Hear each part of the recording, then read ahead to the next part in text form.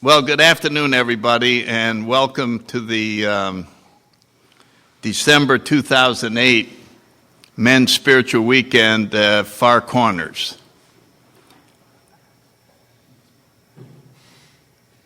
I wanted to start out with a comment about you.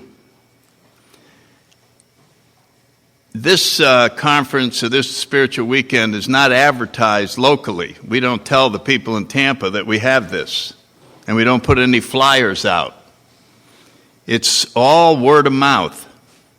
It's all just somebody telling somebody and somebody telling somebody. Somehow you hear about it. And as you saw, we have 2 people from overseas. We've got 2 from Alaska and about 6 from California, Georgia, Oklahoma. So somehow you all got assembled here. And I find that very exciting, and you will find it as you get talking to each other, because you have that in common, that something told you to do this for yourself. Now, it could be that you're fairly new and you want to see what something like this is like. It could be that you are just trying to refresh your program a little bit. But it also could be that you are becoming a seeker. And a seeker in the spiritual world is someone who decides to put a great priority on connecting with the God of their understanding, and putting it ahead of a lot of almost everything else in an attempt to see what you can actually accomplish in this lifetime. And as people choose to do that, you serve as an example to others in your area, because they will sense something different about you. They will see a different aura or a different energy or a different light. They will hear answers out of your mouth that inspire them to ask you more questions about it. And I like to think of that as beacons. It's my favorite word for seekers in AA. My example, of course, was Chuck Chamberlain. And the guys from California know exactly what I'm talking about. That when you were around him, you just knew he knew something that you didn't know, and that he had something, and it inspires others to, what is that and how do I get it, and so on down. And beacons are as necessary in AA and in the spiritual world as lighthouses were years ago when ships were trying to navigate on the oceans, and as airport beacons, Mike knows about that, and transponders today. They serve as a navigational reference point. And if there's anything we need in the spiritual world, are more of these navigational reference points. And you may find that you're being called on to be one of those, even though you didn't want to volunteer. That circumstances have caused something to happen in your life where you're no longer satisfied with the level that you've been maintaining for however many years. And so this first lecture, when we get to it, is going to be directed at exactly that, what that means, and so on down. But before we get to that, we have just a simple little exercise. They put paper cups on in front of everybody, and all we're asking you to do is to take a little piece of paper, and on that paper, write, and you're going to tear it up as soon as you write it, so don't worry about anything you're going to write. What is the heaviest problem that is weighing on you now? In other words, if we go inside your own head, you already know the answer. It's been weighing there for a while. And simply write it down, look at it, and tear it up and put it in the cup. Whatever it is. And we'll just take a minute and allow everyone to do that.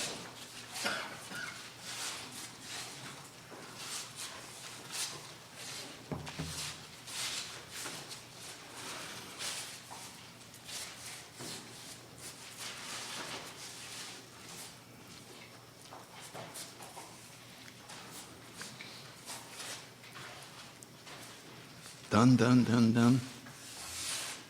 The front is a lot faster. That's why they're sitting in front.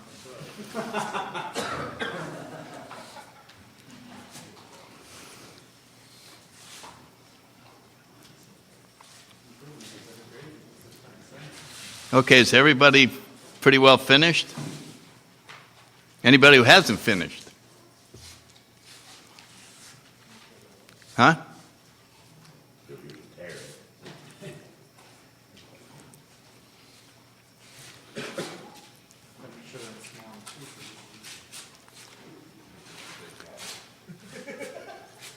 Okay, what we're going to do, and this is all just symbolic so you can see what it's like. Chris is going to come up here with a trash bag. And we'll just start with the front row. And what you want to do is simply take the paper cup with this heavy problem in it and walk up to the bag and hold it over the bag and just let go. And if you're having a hard time walking, Chris can walk back to you, okay? And so that what we're really doing is just letting go. We just take that cup and just hold it over the bag and let go of it. There we go.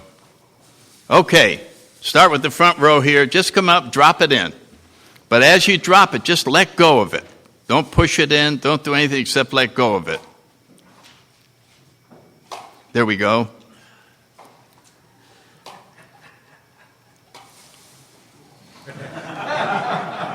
That was a heavy one.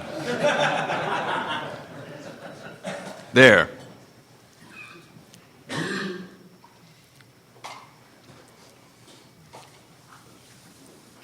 Okay, guys, walk back a little bit.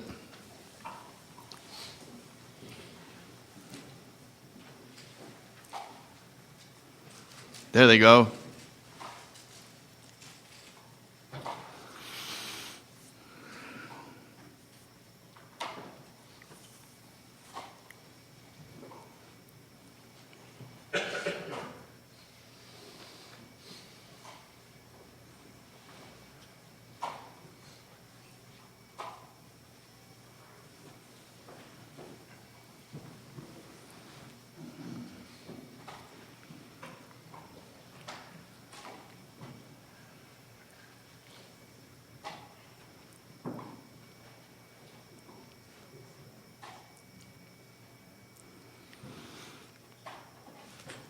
We're actually going to take the cups and reassemble the pieces of paper and identify each person and send it home to your home group. That's how you knew we were going to buy a shirt. Yeah. This will be our first group head step. Yeah. So they call it group inventory. Yeah.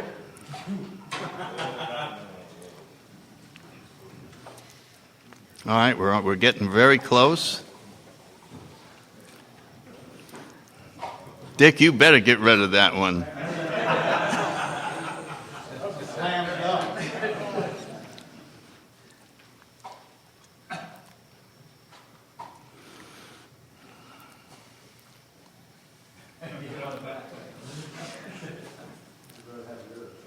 Oh, there we are. We're down to the last row.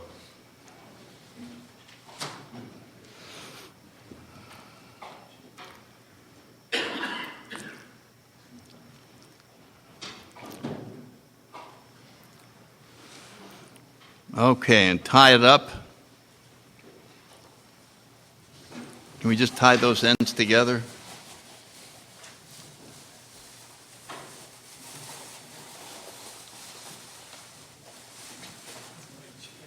Now, let me have that and we'll... I get mine back. Yeah. Okay. Now, we got to get rid of this, so we're going to ask Amy to dump this in the trash.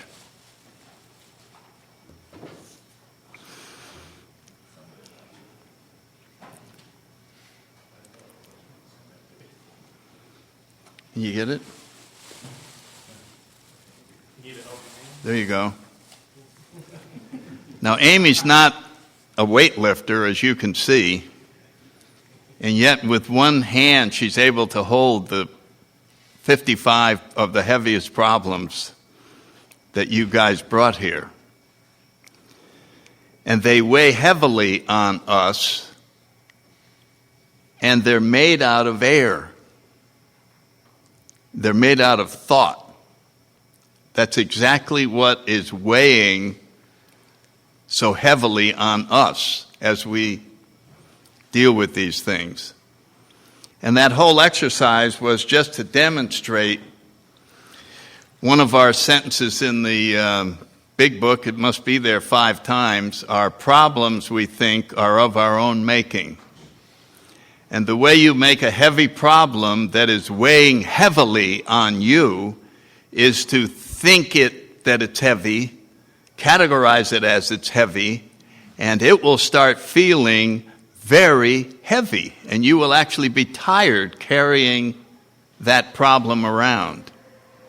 I'm reminded of a nightclub show where the hypnotist asked for a volunteer, called the person up on the stage, hypnotized them, and then informed them that the pencil sitting on the table weighed 600 pounds and asked them to try and pick it up. Some of you have probably seen something like that, and they can struggle with both hands and try to pick that pencil up, and they can't because they've been told in a hypnotized fashion that it weighs 600 pounds.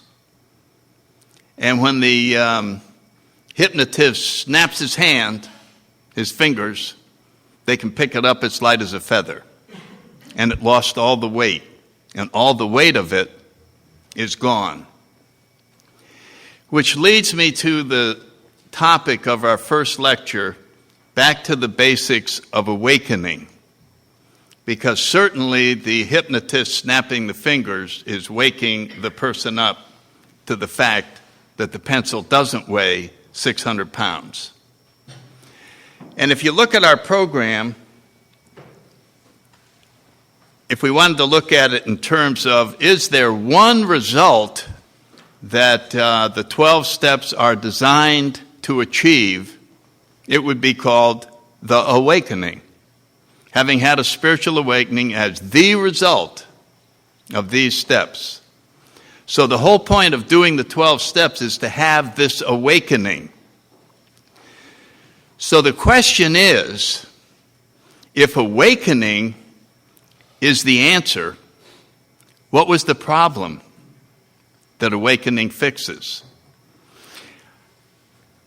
You work backwards and you should be able to come up with the answer. If I told you that the solution was rat poison, you might be able to make a brilliant guess that the problem is people had a lot of rats.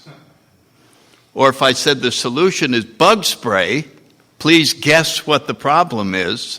You might say, somebody has a lot of bugs. But here I'm saying the solution is awakening. What's the problem that it fixes? Not an easy question, is it? Well, it's obvious. It's sleeping. We're all asleep. Is that it? We have to be awakened like Snow White or something? Do you think that's it? That you're asleep and everything that you're experiencing isn't real and you're going to be awakened and free from all of that? What if that was true? Well, the best I could come up with, using our literature, self-centeredness is the root of our problems. Self-centeredness, we think, is the root of our problems. So instead of saying we're in a dream state, I'll say we're in a self-centered trance. Because of our self-centeredness, we have created a heavy world. We have created a series of problems that are weighing heavily on us because we're the center. And as the center, as we look around, how could you not be at the center? You're a little kid and you go out and you're analyzing everything. You go in the middle of a mall and you look around and there's this and there's Sears and there's that and then there's this over here. And from where you're standing, you're in the center of the mall. And you're out in the schoolyard and you look around, there's the football field, there's the baseball there, and you're in the center. No matter where you go, you're the center of it. You couldn't help but conclude, using your own little mind, that you're the center. Much as the early scientists concluded that the Earth was the center of the solar system. The main reason they concluded that was because they lived there. And what else would be the center except where I am? And all the kings and pharaohs and all of them, they agreed with that. They said, you're damn right, this is the center, because I'm here. And then when these astronomers started checking things a little more closely and found out that the sun was the center, there was hell to pay. Great hell. First of all, we'd have to change all our maps. We'd have to change all our thinking. And it would be a great blow to the ego to realize the center's out there. We're just one of these things orbiting around it. And so it is for us to become unself-centered, which happens in awakening. And as I said, Chuck Chamberlain was my greatest teacher, Bill Wilson, and all of what he wrote and said. And Chuck, in the New Pair of Glasses or in a lot of his talks, he always made one statement that he did time after time after time. And the statement was, there's only one problem that exists for mankind, and it includes all problems. And that problem is conscious separation from God, from others, and from ourselves. And the solution to that, which includes all solutions, is conscious contact. Conscious contact is synonymous with awakening. So he laid it out. And it's interesting I use that, and I go and I'll bring it up at a discussion meeting, and I'll go, why don't we try this? Forget all those other problems. They don't even exist. There's only one, and that is conscious separation from your higher power. Why don't we approach discussion about whatever's going on with that perspective? And that lasts about a minute. And somebody goes, well, my problem is I don't have enough money. And my problem is my wife left me. And my problem is my health isn't too good. And my problem is I'm getting tired. My problem is this, and my problem is that. And we go, well, I thought we just agreed that there's only one problem. You see, if we agreed that there's only one problem, then we'd never work on any other solution except conscious contact or awakening and improving the contact. Oh, God, I'm worried about money. I have to work on improving my conscious contact. Oh, my goodness, I have this problem. I have to work on improving my conscious contact. It doesn't come naturally. It just doesn't feel like that would be the most productive thing to do. And so when I sponsor people now, I started doing this about 4 or 5 years ago. I tell them right up front, you and I are going to sit here and you're going to have a spiritual awakening. That's why I'm here, is to show you how to have a spiritual awakening. And when you have that, you're going to see everything differently, and a lot of the problems you have today you won't even remember. That's quite a statement. That's quite a mouthful to put on the table right off the bat. That these steps we're going to take are designed for you to have this. Now, by putting that out up front, it happens every time. Part of the wonder of the spiritual awakening is the realization that it's going to occur. And as you trigger that, there's something inside of us that gets very excited about that. There's something inside of us that really connects with the possibility of that happening. And one of the ways I like to point it out is by making this observation, that if you went back about 50 years in AA and you went to any small city, and certainly every small town or every town, there was only one AA meeting a week. One meeting a week. And you go, how the hell do you stay sober on one meeting a week? Well, number one, you really look forward to the meeting. That is a very popular meeting. Man, boy, 2 more days I'll be at the meeting. 2 more, and so that meeting is really cool. The second thing you might do is find another guy who goes to that meeting and halfway through the week have a cup of coffee with him so you can both go, well, 3 days and we'll be at the meeting. But mostly you prayed like hell. You just kept praying. God, help me to get to the meeting. God, get me through this. God. And then you finally got to the meeting and you went, yay, and it felt wonderful. You were at the meeting and you shared. And then you started through the week again, praying like hell. So now we'll fast forward to today. It's a different picture.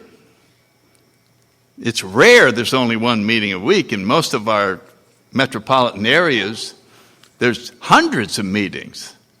There's meetings at 6 in the morning, noon meetings, 5 o'clock in the afternoon meetings, 7 o'clock meetings, 8:30 meetings, midnight meetings, women's meetings, men's meetings, gay meetings, pilots meetings, doctors meetings, dual addicted meetings, discussion meetings. There's everything. There's conferences, weekends, conventions, dances, clubs, pamphlets on everything. There isn't one subject that hasn't been covered in the pamphlets. There is such an enormous support system, you don't have to pray at all. Now just think about that. There's such an enormous support system, you don't have to pray at all. Now, I'm not saying you don't pray, but it's possible to maintain sort of a halfway, semi-decent level of sobriety by just taking advantage of the support system, relying on the inspiration of others. And that is an interesting condition. And it's up to each individual to not allow themselves to just rely on the support system, to go beyond that. And that's exactly what we're talking about. Now, in preparation for the second lecture, which is contemplative AA, which I chose because I knew everybody's ego would like that. Oh, contemplative AA, I like that. That reminds me of Plato and all of that. So I'm certainly in the right place. I'm certainly glad that that's going to take place. So in looking to get some ideas about that, I ran across a paper on the internet, which you're going to get copies of at the end of this lecture. I just didn't want everybody reading it. And it's by a Dr. Dasher, Elliot Dasher. And the name of the paper is Contemplation and Addiction. And it turns out he's a really brilliant guy. He's got all kinds of papers on various subjects. And he decided to confront the other doctors with a different way of looking at addiction, all addictions. Instead of the physical, the craving and the obsession and the psychological and so on down, he decided to advance the idea that all addictions are attempts to reunite with our original nature through an erroneous path. Alcohol, drugs, sex, you name it.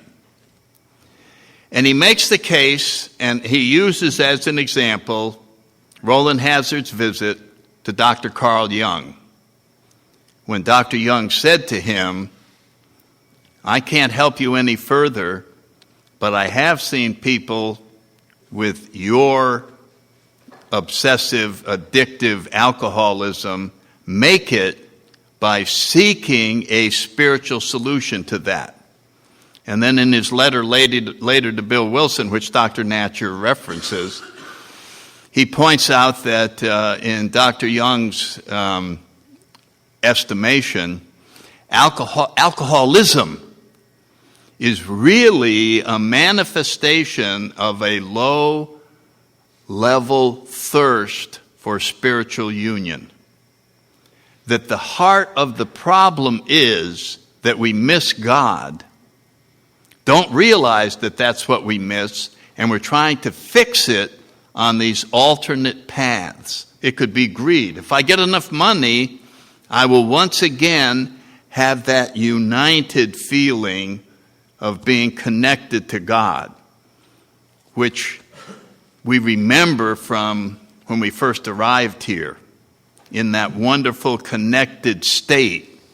And then as we grow up and start looking around and we become the center, we learn all these other ideas, and we're all told by those that came before us, these are the rules of life.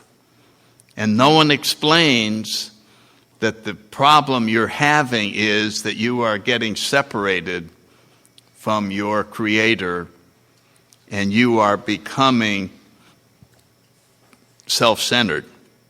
And it's just you out there. And every one of us is told by our fathers something like, son, sit down. Let me explain life to you. It's your life.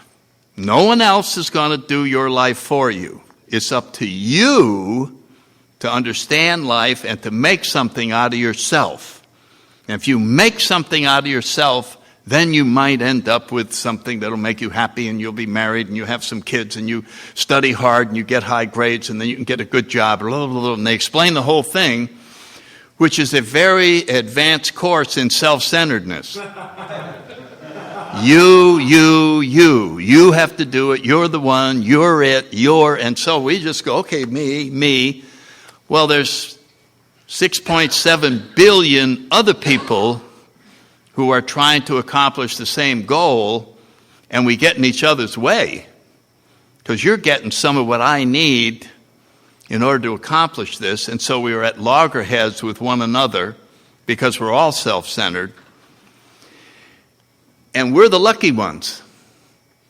We fail to such a degree that we actually became open-minded to the idea that all of our ideas might be wrong and that seeking God would fix it all. And so as he wrote his paper, he's suggesting no matter what the addiction is, seeking God will fix it. Because that's what the addiction was trying to fix. When I encountered alcohol, something inside of me said, this is it. I didn't know what it was. But it told me if I follow this hard enough, it'll fix that core problem inside of me, which I didn't realize was conscious separation from my own Creator. And that problem cannot be fixed in any other way. when you get married and now you have some kids, oh boy, now I'm complete. And then you check inside and you go, no, I'm not. It's still there. It is still there. Whatever it is. We don't know what it is yet, but it's still there. And it's been nagging me ever since I was little. And so he suggests that this would be another way for doctors to look at all addictions. All addictions are erroneous spiritual searches where somebody got the idea that making a lot of money could fix this core problem. Someone said, enough sex will fix that. Enough power, if I could just be president, that will go away. And so we go after it with the assumption that if you do it hard enough, eventually you will get there. And we pursued it into the gates of insanity and death. That's the commitment we had to the false search. And boy, we went down. And no matter how hard we got out, when we came out, I said, well, more. I missed the target a little bit. This time I'll drink warm vodka. But eventually I will get there. And so we just made that terrible detour down a path that we thought was going to take us somewhere. And so we're back to his paper, and he makes the same connection and observation that I just made with, we have a support system that is so strong that you don't have to pray. You don't hardly have to pray. And he suggested that early AA, in the beginners, they had to completely seek God to a degree that we don't have to do today. And he suggests, I'm not saying I agree with him, that we transfer our addiction to alcohol and we become addicted to AA.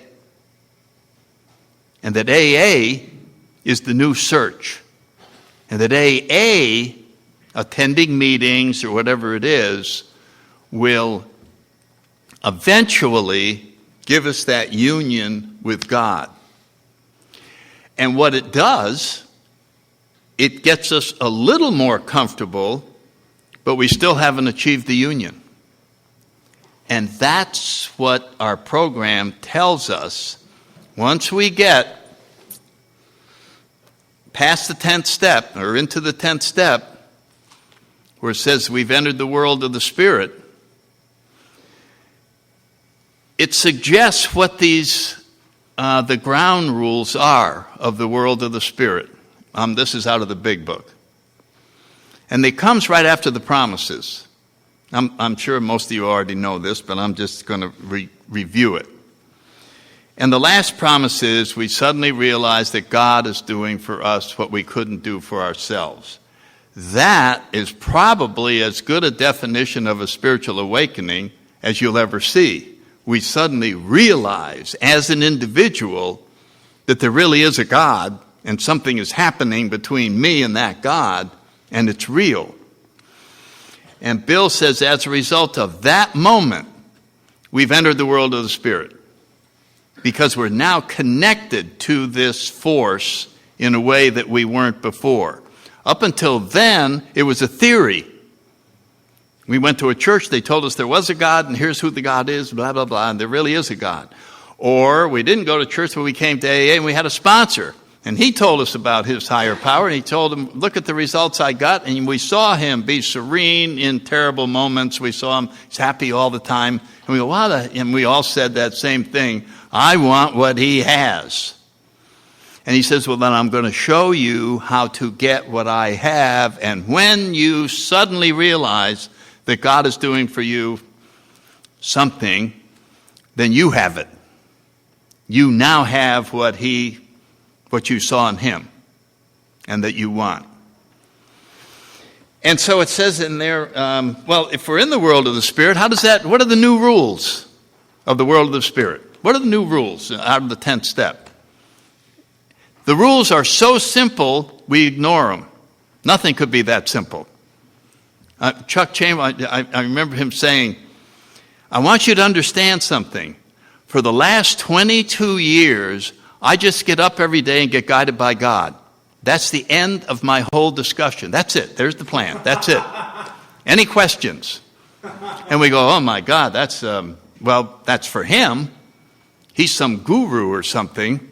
I got a lot of freaking problems. I haven't got time to sit around and wait for God to guide me. For God's sakes, I got to make some money. They're looking for me. That's fine for later, but I'm not going to do that. All right, so let's look. What's the 10th step say? Right after it says we've entered the world of the Spirit. He said, whenever we get upset, we're frightened, we're agitated, whatever it is, we ask God at once to remove them. Okay, there it is. Any questions? And we go, oh, that's cool, but I got a lot of problems, and I've got to, wait a minute. The whole plan was, if any of those things happen, we ask God at once to remove them. Yeah, that's cool, but I'll tell you, I've got a situation, and it's like you just go, goodbye. It's very similar to Chuck saying, there's only one problem that includes all problems. That's cool, Chuck, but I got a lot of problems. In other words, there's a tendency to dismiss the whole 10th step. Ask God at once to remove them. Imagine how boring discussion meetings would be. All the way around the room. Well, my wife's leaving me, but I asked God once to remove that, and I feel good. And the next person, well, I'm going through bankruptcy. It has me panicking, but I asked God at once to remove it, and he did. Everybody would repeating the same solution. No creativity on the part of anyone. So what do we hear instead? What I like to do, you ever hear, isn't that right? What I like to do is go running. What I like to do is go home and read a book and watch TV. What I like to do. And so we've come up with alternate plans for letting go and letting God. It's just human nature. After all, who knows me better than me? We're back to self-centered, and that I really should be able to think up something to tailor-made for my problems. And so when I think of back to the basics of awakening, I try to imagine looking at the steps as they lead to awakening instead of leading to not drinking or leading to sobriety, which is a more traditional way to do it. And if you'll do that in your own thinking and reviewing the steps of the program, it'll all fall in. It'll all fall into place that the steps are designed to uncreate the world that you created, to dismantle it, in effect to take away the dream state, to take away the self-centered trance. Self-centeredness has many components, probably 100,000. And the steps, one by one, dismantle all of the ideas that we put together in order to survive in a place where we're the center of it. And God is something that we're seeking. And I remember the first time I saw self-centered as the root of our problems. Maybe you did the same thing. I went, you know something? But now that I got an open mind, I said, I think you're right. I never would have admitted that before. But now I'm in the crowd where it's okay to be wrong once in a while. Other guys are owning up to the fact that maybe they were self-centered. Well, maybe I'll join in and say, yeah, I see that now. I really am self-centered. And I'm going to fix that.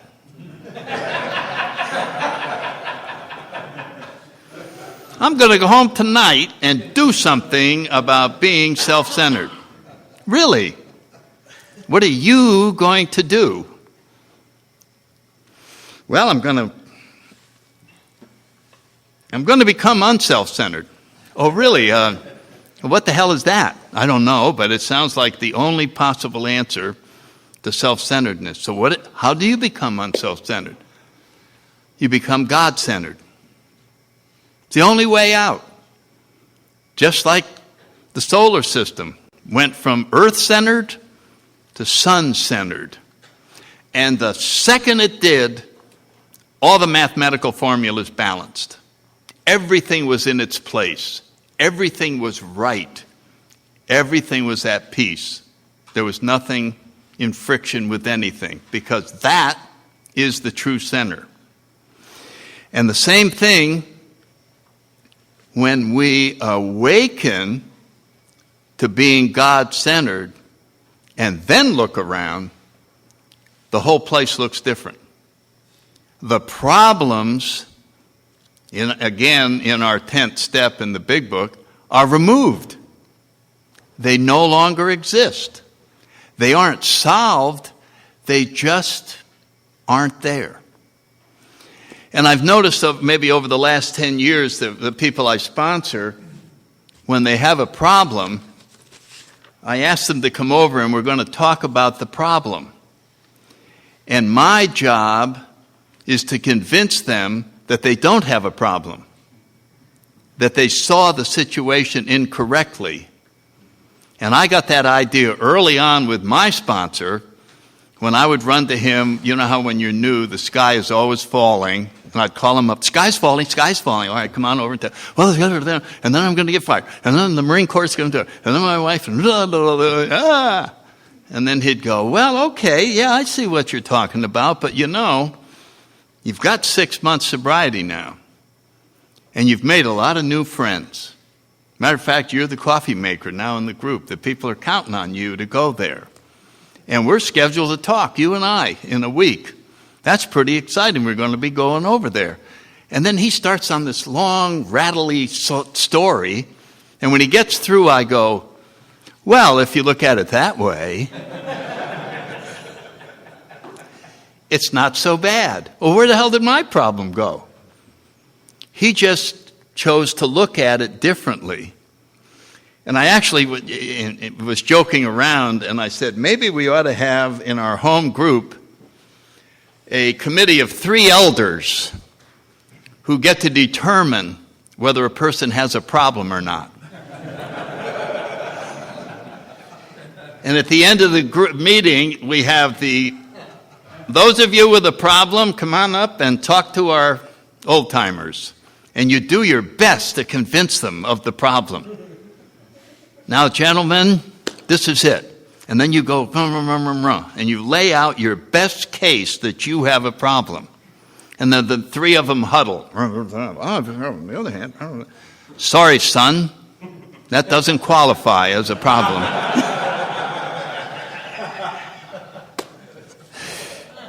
You mean I don't have a problem? No. Okay. You see what I'm saying? Suppose you just went, oh, okay. Then what the hell would you carry around?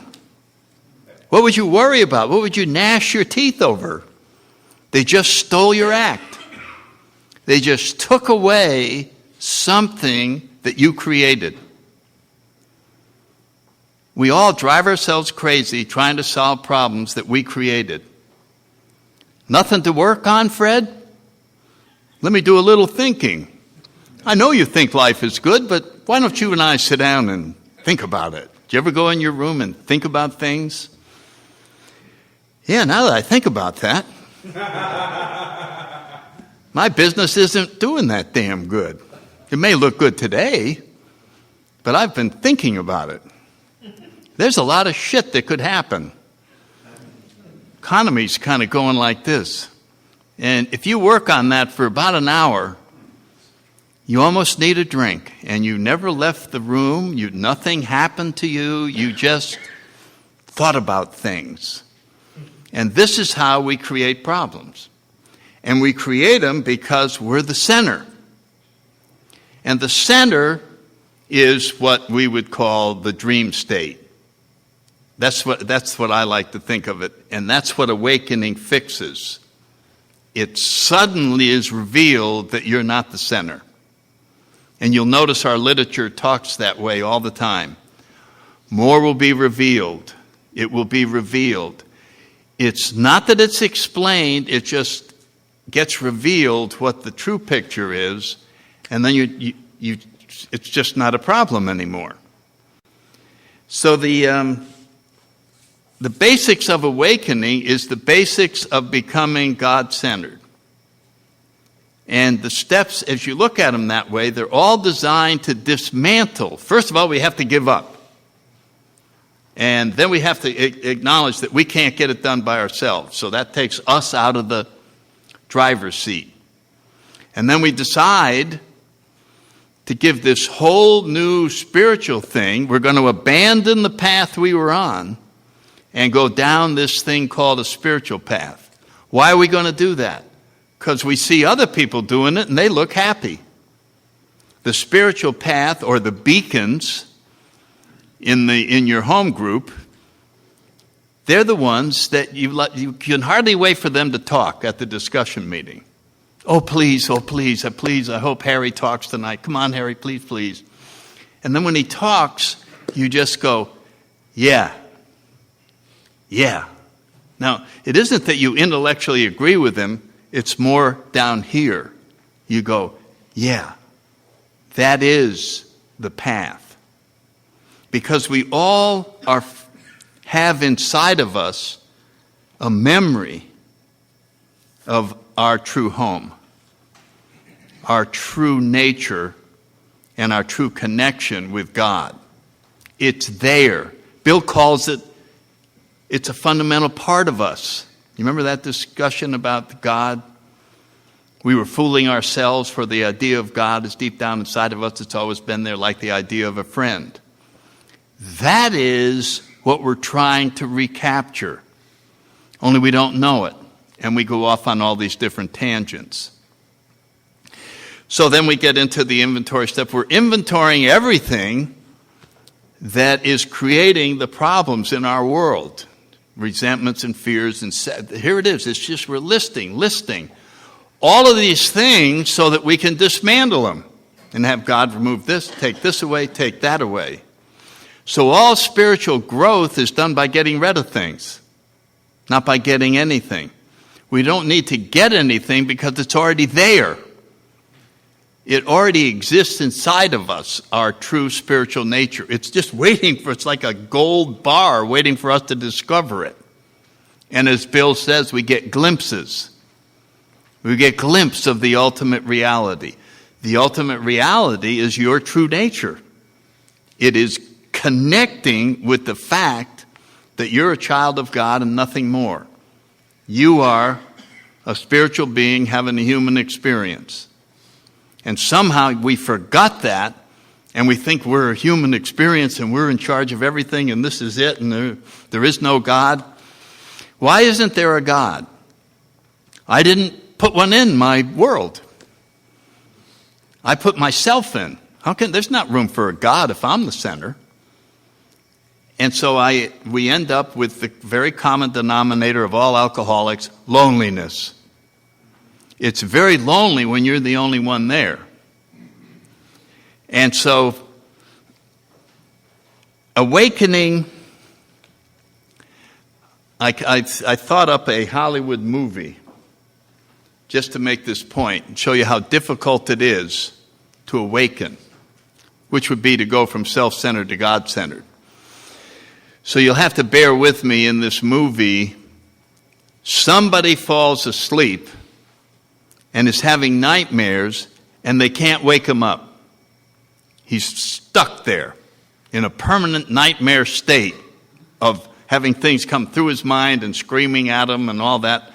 I was locked up in a place like that for quite a while. And there were a lot of guys doing that, running around and looking out, and I felt superior just being a drunk.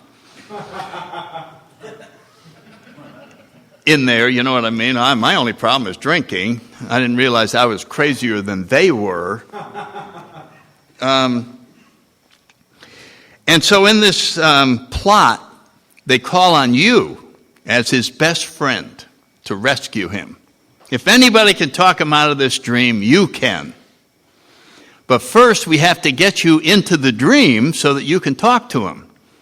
And they invent some kind of a serum where they can dissolve you into an injection needle, and you get injected into his brain, and you're in the dream with him.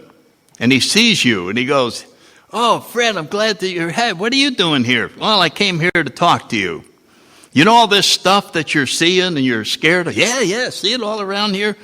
It's not real. It's a dream. None of this is real. And I'm here to talk you out of it. The trouble is, you're not going to be able to talk them out of it because it's too real. And we can't believe that there's another world called the spiritual world until we get a glimpse of it, or until we see someone else who has seen it. And only then do we become willing, as Bill said, we come as willing as the dying can be, to actually think we could be totally wrong about everything. Isn't that a hell of a thing to do? Grown man, smart person, having the thought that you could be wrong about everything. It's a scary thought, but I find it quite exciting. That wouldn't it be great if everything I thought was true isn't true? I'm not a piece of crap. The world doesn't suck. People aren't rotten. Life does make sense. There really is a God, and I can live there. Imagine what it would be like if you forgave every bad thing that ever happened in your life. Every unfair thing, every unkind word, everything when you were little, when you were in grammar school, when you were in high school, they did this, they did that, the government, the IRS, politicians, you name it. It's a long list of things that didn't go right for us. What would it feel like if we gave a blanket pardon to every single one of those things? I would suggest to you that you would suddenly be light as a feather, that you would practically feel like you're floating. You would be akin to a spirit. There would be nothing left. You'd go, well, who the hell would I be? I am my problems. That's what I think about. When I'm bored, I go back to the people that screwed me over in grammar school. Just to make sure that I still got them in my inventory. And I don't know if you're aware of it, but if you don't go back and breathe life into these various problems that are yours, they could dissolve permanently. And so it's like a guy spinning those plates. You remember those things? And you got to keep them going. So every so often you got to go back and think about that girl that left you in college for your best friend and breathe life into it. Yeah, oh God, I remember how it hurt. Oh God, I could kill that guy. And just and then put it back on a shelf. But now it'll last. It'll still be there when you come back. And we spend an amazing amount of time reviewing, breathing life into those problems because that's the real us. I am the totality of all these incidents that I judged. Imagine letting it all go. Let it go unattended. It's been said that the whole AA program can be reduced to 2 words, let go. That's what it says back here. Simply allow everything to be as it is. Anytime you have any thought or feeling that something should be different than it is, get rid of it. No, that's okay with me. No, that's fine. That's fine. That's fine. That's fine. Can you imagine doing that? You would be totally in the present moment, like we are now, just enjoying each other here, far away from everything else. And slowly, our true nature, the truth about ourselves and God would be revealed. And we'd suddenly see it in all its glory. And that's all we ever wanted in the first place. That's the only point of us being here, is to solve that one. All the rest of it is background music. Because until we have this happen, we're going to be restless, irritable, and discontent. We're going to keep wondering why I can't quite get it all. And later on, or tomorrow, Amy will scotch tape up some holograms on the wall. And they're simply training aids to show what an awakening looks like. Where you stand there and you're looking at a certain picture, but you know there's a much deeper picture there. That this isn't what you're trying to see. Just like we know there's a greater reality than the one we're seeing now. And if we pursue it through seeking, it will be revealed. And when you see a hologram, when it booms, it's quite a pleasant feeling. Yo! And then you go, that damn thing was there all along. I've been up here 15 times, and now I walk up, boing, it comes. And I tell the story first time I ever heard of one of these, my son had one in Baltimore, Thanksgiving, and everybody was looking at it in the hallway. Kids, everybody. And they all saw it, but me. I don't know why, so I went there and I said, I'm the oldest, I'm the grandfather. What the hell's the deal here? And so during the meal, I would excuse myself to go to the bathroom, but I wasn't going to the bathroom. I was going back to that goddamn hologram. And I'm staring at it a little this way and crossed my eyes. I'm doing all that. I actually left and went home, and I never saw it. And only later did I there was a calendar with some of these. And after the longest time, one day I was standing there and it just went, boing. And there it was. So I thought about writing a book called Hologram Viewing for Dummies. And I've thought a lot about this, and I think that the only instructions you can give about seeing a hologram is this. Stand there till you see it. That's the full instructions. Stand there till you can see it. Those that scoff about prayer haven't prayed enough. You've been praying an hour a day for a month? Well, pray 2 hours a day. You follow what I'm saying? In other words, it's there, and you stare at it till you see it, and then it becomes real. This seeking, you haven't seen it yet? Keep seeking. It hasn't been revealed yet? Keep seeking. Stop getting diverted away from what Chuck said. There's only one problem, conscious separation. There's only one problem. You're not seeing it yet. You're not seeing the truth yet.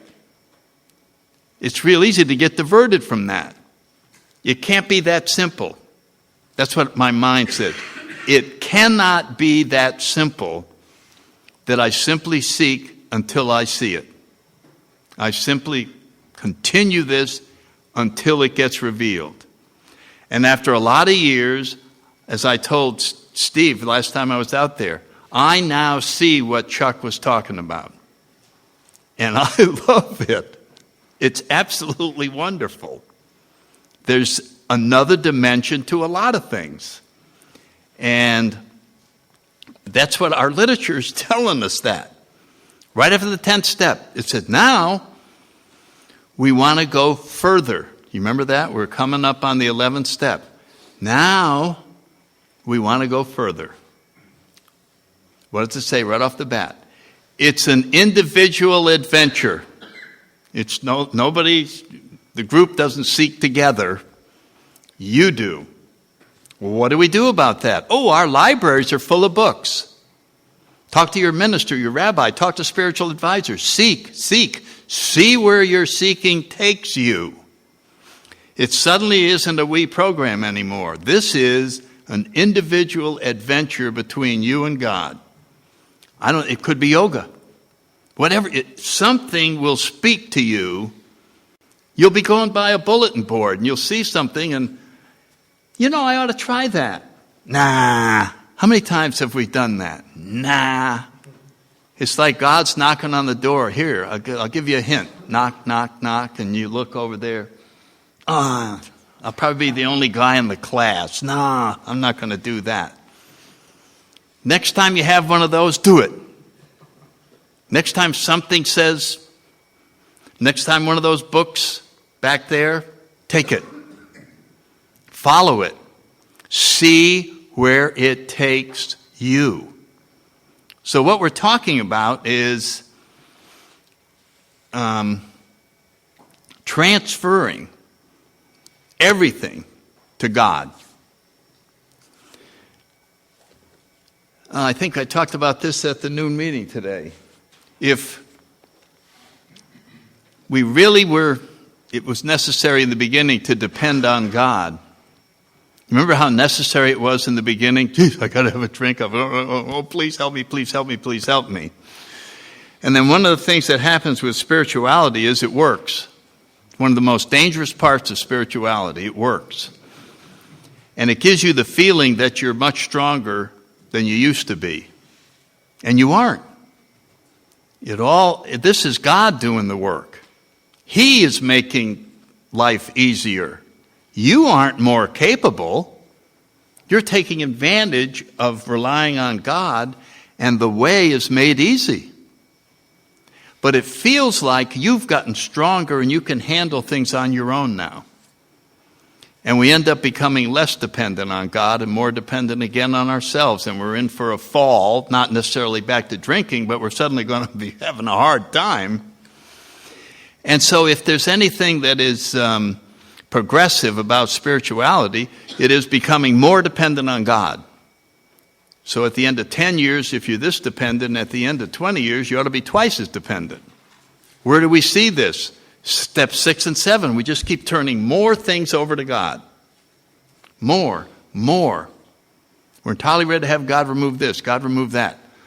And then we now are nothing more, as Chuck said, than an instrument of God. There's no more us. I just get up every day and God moves me around, puts me in different places, and we get rid of the illusion that we're in control of our lives, which we aren't. I heard a speaker one time say that if that whole wall was a mural of your life, it had been painted beautifully, and there's a little baby over here, and here you are, and grandma's going, and here you are playing athletics, and here you are, and here you are, and here you are. Your role in the creation of that whole mural is the brush. It was being painted by the master. You weren't doing the painting. You were just the instrument that allowed this whole thing to evolve. And I remember when I heard that, I said, well, I had something to say about my life. I made decisions. I did this and I did that. I don't think that's true. That I don't have anything to say about that. And the question was asked me, and you can try asking yourself this, what could you have done to have gotten to AA 2 years sooner?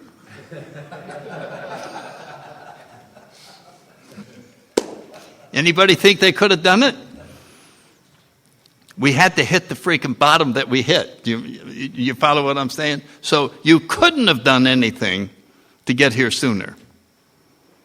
Well, what could you have done to get higher grades in college? Well, I could have studied hard, but you didn't. I know, but I was a fuck off.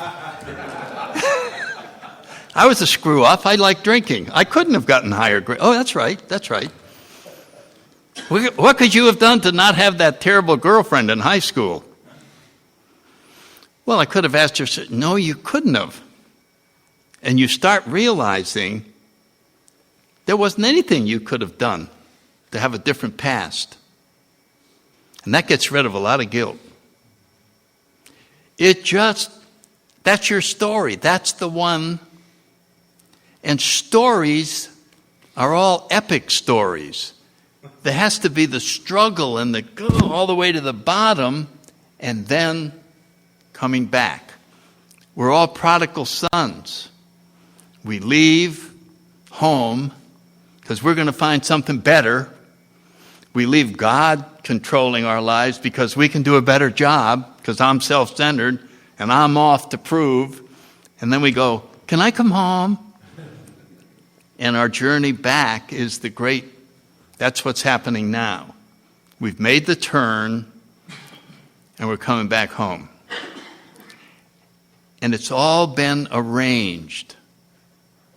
And there's God with his arms open. And he said, let me handle all your problems for you. How about that? In our big book, it talks about walking hand in hand with the Spirit of the universe. My only job is to grab that hand. God will do all the rest. And I'll get no credit. I like credit.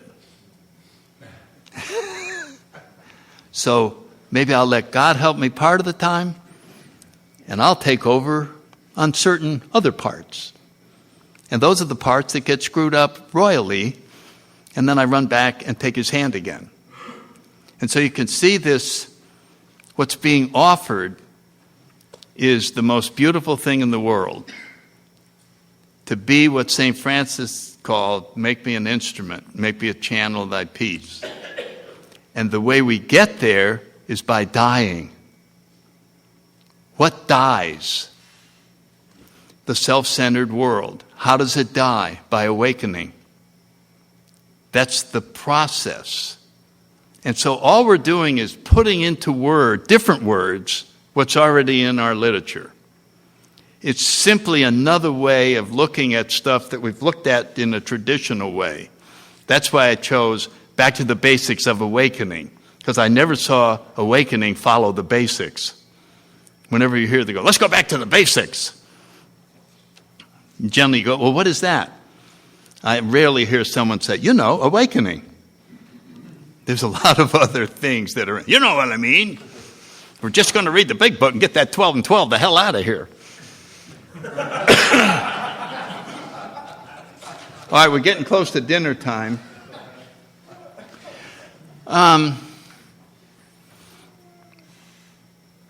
There's a couple of points. One of them is that the only help that's available is perfect help. We can't ask God to help us to become more honest than we are now. We're either going to become totally honest or we're going to do it on our own. And the story that I used, and Bill remembers this from Washington, D.C., and Bill Hatch is the guy that gave me this story. It's from C.S. Lewis, and it's the little boy with the toothache. Some of you have heard this. 12-year-old kid, he's on the baseball team, the biggest game of the season, and the coach is going, okay, you guys are all set. We can beat these guys tomorrow. The only thing you have to do is get 8 hours sleep. So tell your mother you need the 8 hours. So he goes home and he tells mother, I got to get 8 hours sleep. I want to eat dinner now, blah, blah, blah. He's been sleeping about 3.5 hours, and he wakes up with the beginning of a little toothache. And he feels it in there, and he goes, oh, that little tingling. And he knows if he calls his mother and she'll give him 2 aspirin, he'll be right back to sleep. But he doesn't call his mother. Instead, he decides to wait and see if it'll go away by itself. And the more he breathes on it, ooh, it's still there. I don't know. And he's agonizing. Why don't I call her? No, let's wait. It could go away by itself. And he waits an hour and a half, and then he calls her. She gives him the aspirin. He goes back to sleep. And then the next day, because he's not rested, he makes an error, and the team doesn't win. So they go, well, what's wrong with that kid? Why didn't he call, get the 2 aspirin and go back to sleep? We have this same problem in AA. You have it in your spiritual life. And the answer is that he knew his mother very well. And he knew, yes, she would give him the 2 aspirin. But she wouldn't stop there. She would also schedule him for a dental appointment to go see exactly what was wrong with the tooth. And he also knew his dentist.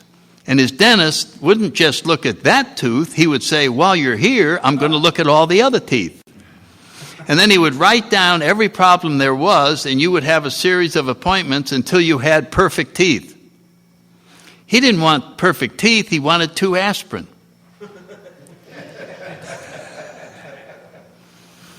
And we want 2 aspirins worth of God's help. God, just cover up this little bit. But don't meddle in all the rest of this stuff. The problem is, you can only get perfect help. And that's what step 6 is all about, perfection. Suddenly perfection in the 12 and 12 rears its head. And Bill says we have to raise our eyes towards perfection. Big book, progress, not perfection. 12 and 12, progress towards perfection. The absolutes have snuck their way back in. Bill wrote in a letter, he said, I snuck the absolutes back in the 12 and 12 in step 6. And so I'll finish with this, with perfection. There's no way that you and I can achieve perfection. So we'll settle that right up front. However, there's perfect help available. Perfect help available. We totally became ready to have God remove the drinking problem. And as he says in step 6 in the 12 and 12, we were granted a perfect release. So we already know perfection on a case-by-case basis is available. So the only thing what is perfection? Total unity with God. That's what we're talking about with perfection. The only thing standing between me and perfection is my resistance to it. Isn't that funny? I don't want it. There would be no role for me. I would be a servant. End of story. My business card, Sandy Beach, servant. Look at yours, president of the pension company. Servant. What the hell is that? I want to be something, and it's the wanting to be. What do I want to keep? I want to keep the world I created.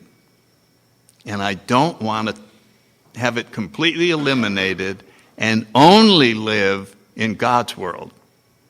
And so that's our choice. But we can't say it can't be done. Once we understand step 6, we can no longer say, I can't possibly get to that level. Anyone could get to that level if they were willing to let go. And I'll close with this. About 5 years ago, I started thinking about the Dalai Lama and other awakened people that I've listened to. And all of a sudden, my little brain said, why don't you become like the Dalai Lama? Do you want to imagine the backlash I got from myself? Who the hell do you think you are? It was a blah, blah, blah. You can't do that. Who do you think you are? Anyone in this room could become the Dalai Lama. There's nothing different about an awakened person than us. We just choose not to do it. We say it can't be done. We go, Chuck, you're wrong. There's a lot more problems than being separated. I don't think so. And so I said to myself, why don't you try to do that? And I don't know if I ever get there. But things have changed more in the last 3 or 4 years than the other 39. That's all I'll tell you. Why? I just said, hey, go for it. What did I do? I moved seeking to the absolute top of the list. It's my favorite thing to do. I can hardly wait to get another new idea and to just look at this. Oh, yeah, maybe I can get this. It's the most exciting thing that I have ever run into. Everything else gets done, but this is the top. This is the top of the list. And I'm suggesting that some of you here are close to making that decision. It would be the biggest favor you could ever do for yourself, is to take awakening and move it up to the top of your list. You remember when you took up running and you became obsessed with, really going to run forever? Then you golf, and I golf. Take seeking and put it up at that level and see what happens. Okay, we're at the end of the time, and we don't wrap it up with anything other than see you at dinner. And thanks for your attention. I'll see you back here later. Oh, and the papers, Amy has the papers.